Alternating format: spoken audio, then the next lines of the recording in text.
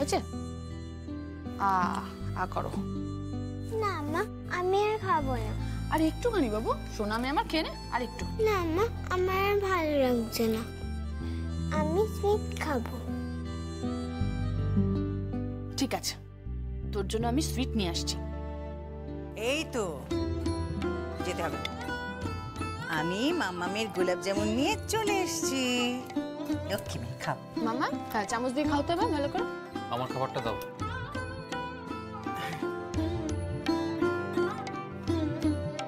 এটা কি? এটা এখানে কেন? রেখে আসবি তো? ঠিক আছে, রাখবো কোন পরে। কি হয়েছে তিয়াস? খ্যাক খ্যাক করছিস কেন? ভালো লাগছে না আমার। সারাক্ষণ খালি ভালো লাগছে না, ভালো লাগছে না। কেন ভালো লাগছে না? সই নাও, ওকে ভালো করে খেতে দাও তো। দুপুরবেলা ঠিক করে খাওয়া হয়নি, এখন পেট ভরে খা। হ্যাঁ, আমি ওনার খাবার নিয়ে আসছি। তিয়াস, তোর বাবার সঙ্গে আমার কথা হয়েছে।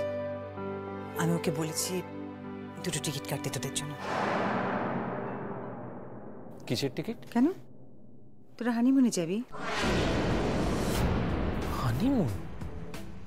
কার সঙ্গে? হানিমুন আবার কার সঙ্গে যায়? অবশ্যই তো বইয়ের সাথে, সইয়ের সাথে। ইম্পসিবল। আমি সইয়ের সঙ্গে যাব না। শুনতে পেয়েছো? আমি সইয়ের সঙ্গে যাব না, যাব না, যাব না। তিয়াস, পাগলামো করিস না। বিয়ের পরে সবাই হানিমুনে যায়, তুই যাবি না কেন? ওসব কেন কেন বলতে পারবো না। আমি বলেছি যাব না, যাব না, ব্যাস। এই নিন আপনার খাবার। আমি খাবো না, ভালো লাগছে না। চুপচাপ বসুন, খাবারটা খেয়ে নেবেন। বলছি তো ভালো লাগছে না, খাবো না, খাবো না, খাবো না, খাবো না। বাবা, তুমি মাকে বকছো না? এই, চুপ কর। তিয়াস, ওকে কেন বলছিস? ও কি করেছে বলতো? তুমি কেন বারবার সবকিছু চাপিয়ে দিচ্ছ কেন আমার উপর তুমি? আমি স্পষ্ট করে জানিয়ে দিচ্ছি যে আমার পক্ষে সইয়ের সঙ্গে হানিমুনে যাওয়া সম্ভব নয়। তা যাবে কেন? হানিমুন যেতে তোমার ভালো লাগবে কেন? তুমি তো অন্য কাউকে ভালোবাসো না?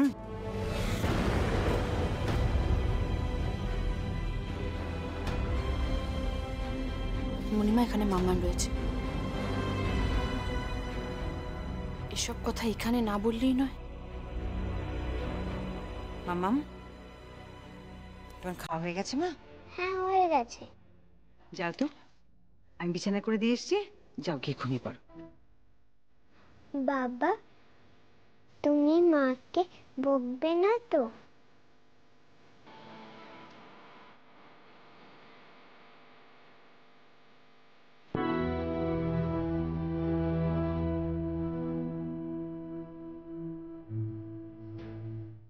সরতিয়াস, আমি তোমাদের হানিমুনে যাওয়ার টিকিট করতে দিয়ে দিয়েছি। তোমরা হানিমুনে যাবে, এটা আমার শেষ সিদ্ধান্ত। আমি হানিমুনে যাব না। তোমাকে হানিমুনে যেতে হবে। সই, ওকে বলে দাও কিন্তু, আর যেন যাবো না না করে। তুমি আমাদের স্বামী স্ত্রীর মধ্যে কথা বলছো কেন? কারণ আমার মনে হয়েছে যে তোমাদের স্বামী স্ত্রীর সম্পর্কের মধ্যে কোনো একটা ফাঁক তৈরি হয়েছে, আর সেই ফাঁকটা আমার ভরাট করে দেওয়া দরকার। কি ফাঁক ভরাটের কথা বলছো তুমি? তুমি পারবে? কিচ্ছু পারবে না। তুমি নিজে কিছু পেরেছো জীবনে? তুমি আমার বাবাকে বিয়ে করতে পেরেছো? এবারে বউ হতে পেরেছো? সত্যিকারের মা হতে পেরেছো? আমার কিচ্ছু পারোনি। সারাটা জীবন শুধু সংসারে ঘুরে বেড়ালে। আচ্ছা মণিমা, কি পেলে বলো তো? তুমি কি পেলে? এই নকল অভিনয় করে সারাটা জীবন কি পেয়েছো তুমি? তিয়াস বাবু, মণিমার সঙ্গে আপনি ঠিক করে কথা বলুন। আপনি কিন্তু দুজন মহিলাকেই সামনাসামনি অসম্মান করে যাচ্ছেন। আমাকে তো আপনি অসম্মান করছেনই, আর যিনি আপনাকে মায়ের মতন মানুষ করেছে তাকেও আপনি অসম্মান করছেন। বেশ করেছি, বেশ করেছি। না আমি আর পারছি না, আমার মাথা খারাপ হয়ে যাচ্ছে। আমি আর নিতে পারছি না এটা। আমি আর অভিনয় করে থাকতে পারছি না এখানে। আমি এটা সত্যি কথা তোমাকে বলছি। এই যে মহিলাকে তুমি এখানে দেখছো, সে আমার সত্যিকারের স্ত্রী নয়। কি বলছিস তুই? কি বলছিস? সই তোর স্ত্রী নয় মানে? বোকা ছেলে, তোদের তো রেজিস্ট্রি পর্যন্ত হয়ে গেছে। স্ত্রী নয় মানে কি? ওটা মোটেও বিয়েই নয়। তাহলে সেটা কি? কি সেটা বলো। শুনুন, দয়া করে আপনারা দুজনেই প্লিজ চুপ করুন। সমস্যাটা আমাকে নিয়ে তো? ঠিক আছে, আমি চলে যাচ্ছি এখান থেকে। চলে যাচ্ছি আমি। দাঁড়াও,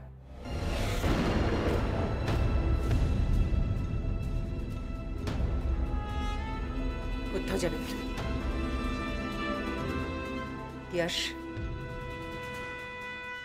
তোমাদের হানিমুন হবে, তোমরা হানিমুনে যাবে, ব্যাস। যাও, খেতে বলে ওকে।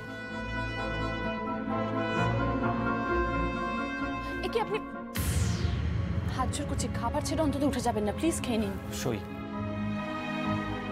সই, তুমি তো সবটা জানো, তুমি তো বুঝতে পারছো আমার মনের অবস্থাটা কি। তাহলে তুমি কেন এরকম করছো বলো তো? আমার মাথায় কিন্তু একটা প্ল্যান এসেছে। কি প্ল্যান? আমি আর আপনি চলুন সত্যি সত্যি হানিমুনে যাই। কি? আমি তোমার সঙ্গে হানিমুনে যাব? কি ভাবছো তুমি আমাকে? কি ভাবছো? মানে তুমি আমাকে একেবারে কবজা করে ফেলেছো, তাই না? এরকম কিছু নয়, আপনি আমাকে ভুল বলছেন খামোকা। আমি অন্য কিছু ভাবছি। ও, তা কি ভাবছো শুনি? যেখানে যাব সেখানে সেখানে রাহি দিদিকে ডেকে নেব। তারপর আমি অন্য হোটেলে থাকবো আর আপনি আর রাহি দিদি একসঙ্গে হানিমুন করবেন।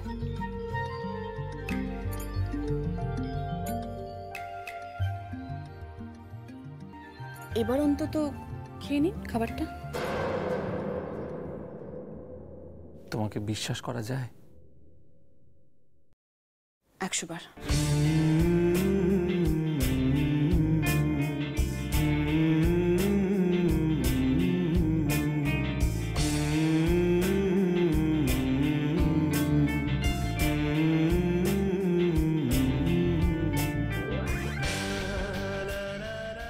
সই, তোদের ঝগড়া শেষ হয়েছে? বাচ্চাটা কাঁদছে কিন্তু। আপনার ছেলে হানিমুন যেতে রাজি হয়েছে।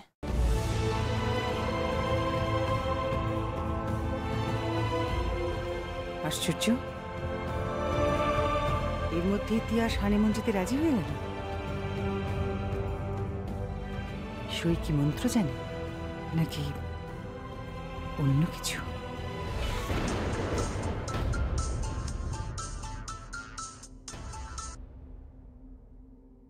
হ্যাঁ তিয়াস, বলো। আমরা হানিমুনে যাচ্ছি।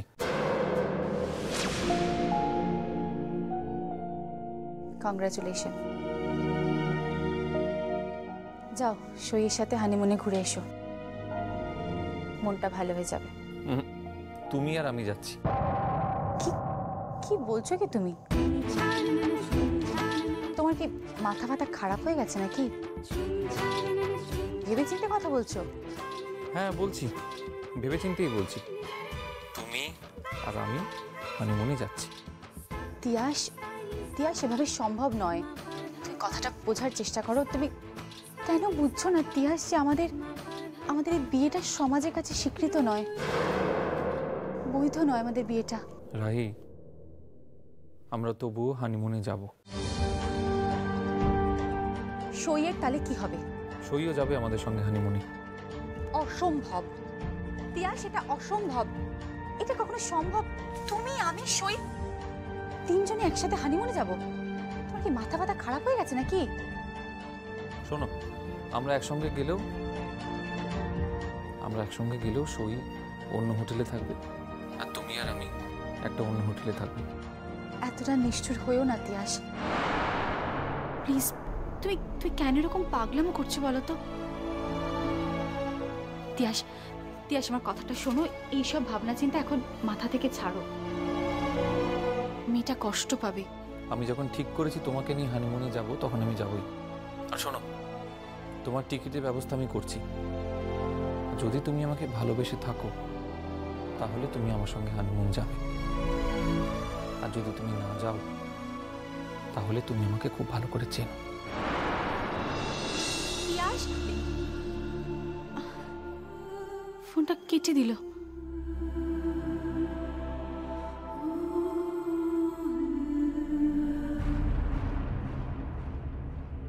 কেন তিয়া সেরকম পাগলামো করছে,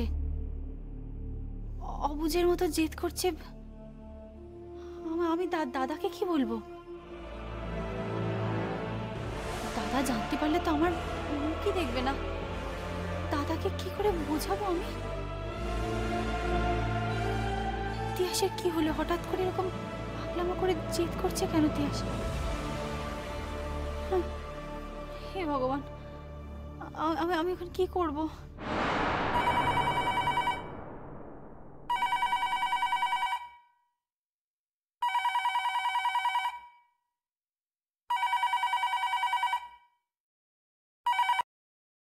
হ্যালো, কে বলছেন? আমি দেবিকা বলছি, কে দেবিকা? উজানের মা। আরে বাবা, বলুন, কি সৌভাগ্য আমার, স্বয়ং দেবিকা দেবী আমাকে ফোন করেছেন। কিন্তু আমি তো শুনেছিলাম আপনার নাকি মাথা খারাপ ছিল, আপনি পাগল ছিলেন। দয়া করে আপনি একটু ভদ্রভাবে কথাটা বলুন। শুনুন, আপনার কাছ থেকে নিশ্চয়ই এখন আমায় ভদ্রতা শিখতে হবে না? দেখুন, আমি কিন্তু আপনার সঙ্গে ঝগড়া করার জন্য ফোনটা করিনি। তো বেশ, তো কি জন্য ফোন করেছেন বলুন। ঠিক কোন সদুপদেশ দেওয়ার জন্য আমাকে ফোন করেছেন সেটা বলে ফেলুন। আমি একটা প্রশ্নের উত্তর জানার জন্য আপনাকে ফোনটা করেছি। কি প্রশ্ন? বলছি যে উজান কি পড়াশোনায় গিয়েছিল? হঠাৎ এই প্রশ্ন কেন? গিয়েছিল কিনা বলুন। সেটা আমাকে না জিজ্ঞাসা করে নিজের ছেলেকে জিজ্ঞাসা করলেই তো পারেন। আমি জানি আমার ছেলেকে জিজ্ঞেস করলে উত্তর পাওয়া যাবে না। জিজ্ঞেস করছি যে ও কি আপনাদের বাড়িতে গিয়েছিল? ও কিন্তু মাঝে মাঝে পড়াশোনায় যায়। হ্যাঁ, এসেছিল। আর আসবে না কেন বলুন তো? আমরা হলাম গিয়ে পড়াশোলের মুখার্জি পরিবার, বুঝতে পেরেছেন? দেখুন, টাকার লোভ কার নেই বলুন? আপনার ছেলেরও কিন্তু খুব টাকার লোভ। আর টাকার লোভেই সে রোজ আমাদের বাড়িতে ছুটে ছুটে আসে জামাই সেজে, যদি আর কি কিছু একটু আধটু পাওয়া যায়। কিন্তু এইভাবে কি আর কিছু পাওয়া যাবে? একটা সময় সই যখন কেঁদে কেটে ওর কাছে যেতে চেয়েছিল, তখন তো ওকে রিফিউজ করেছিল, ওকে পাত্তাও দেয়নি। আর এখন এখন যে বুঝতে পেরেছে যে হাত থেকে মাছ পালাচ্ছে, অমনি একেবারে ঝাঁপিয়ে পড়েছে। দেখুন, আমার ছেলে কিন্তু ওই প্রকৃতির নয়। ও কিন্তু সম্পত্তির জন্য আপনাদের বাড়িতে যায় না। তাছাড়া ওই সম্পত্তিটা তো আমাদের।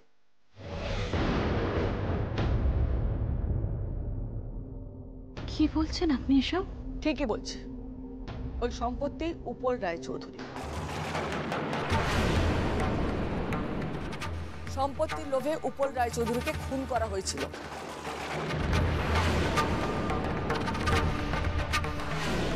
এবং সেই কেস এখনো কোর্টে আছে।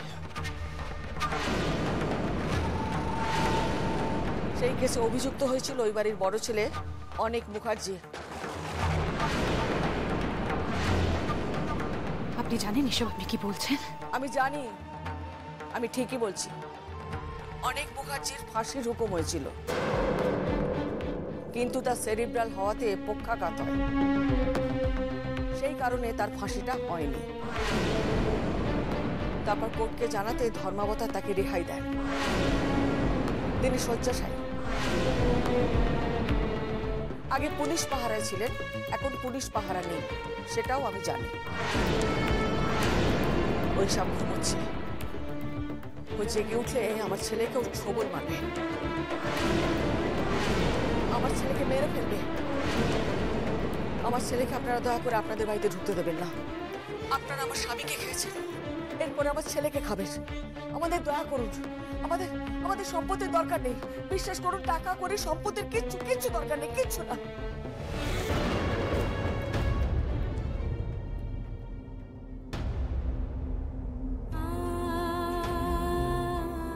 আজও আমি শাখা পলা পরি, শীতিতে সিঁদুরও দিই, কিন্তু যেদিনে অনেক মুখার্জির শাস্তিটা নিজের চোখে দেখবো, সেই দিন নিজের হাতে শাখা পলাটা ভেঙে দেবো। আর শীতের সিঁদুরটা আমি নিজেই মুছে দেবো, আমি নিজেই মুছে দেবো। আমি নিজে বুঝে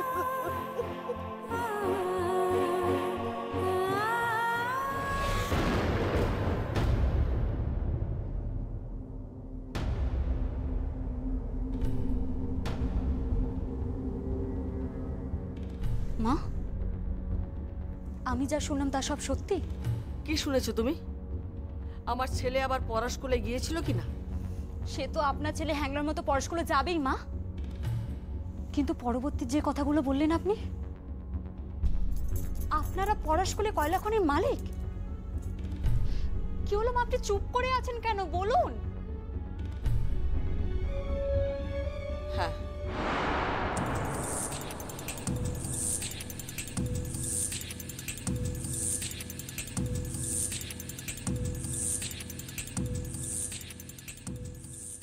তা সেই কথাটা আপনি আগে বলেননি কেন? তার মানে আমার শ্বশুরকে ওই অনেক মুখার্জি খুন করেছে? লোকে তো তাই বলে, কোর্টও তো তাই রায় দিয়েছে। সই, এবার যে তোকে আমি ভাতেও মারবো। মা, মা, আমি একটু বেরোচ্ছি, দরকার আছে। হ্যাঁ, দাঁড়াও।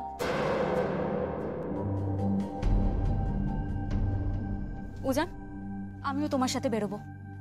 তুমি তুমি আমার সাথে বেরোবে কেন? কোর্টে যাব, কিছু পুরনো কাগজপত্র খুঁজতে। কি কাগজ? তোমার বাবা যে খুন হয়েছিলেন সেটা জানো?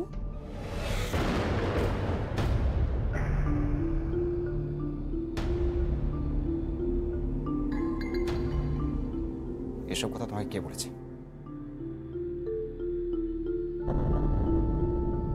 কে বলেছে তোমাকে? মা বলেছে, তবে উনি কিছু বলতে চাননি, আমি শুনে ফেলেছি।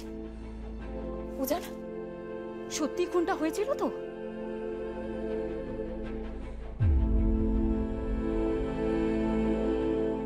হ্যাঁ।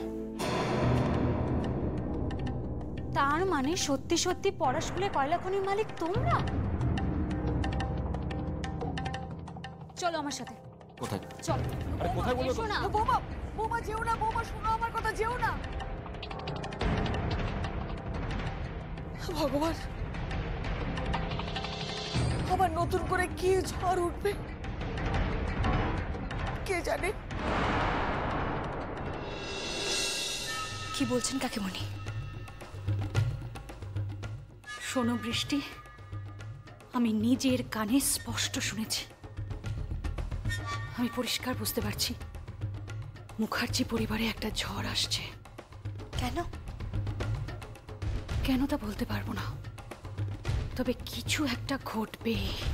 কিচ্ছু ঘটবে না, আমি যতদিন এই বাড়িতে আছি ততদিন আমি কিছু করতে দেব না।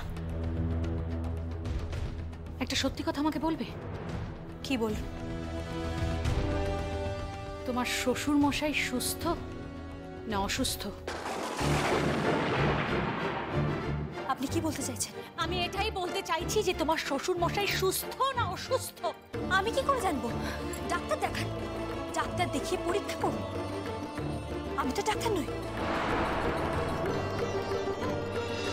দাঁড়াও বৃষ্টি, আমার কেন জানি না মনে হচ্ছে তুমি আমার কাছে কিছু লুকোবার চেষ্টা করছো।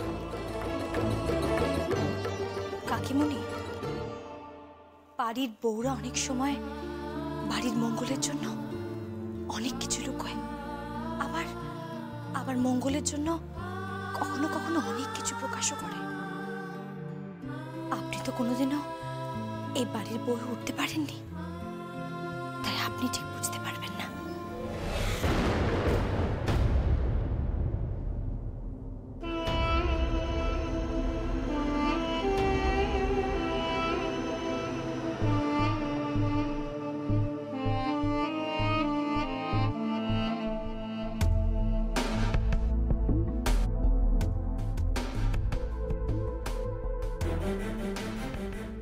শিয়ানে শিয়ানে কোলাকুলি হচ্ছে, তাই তো?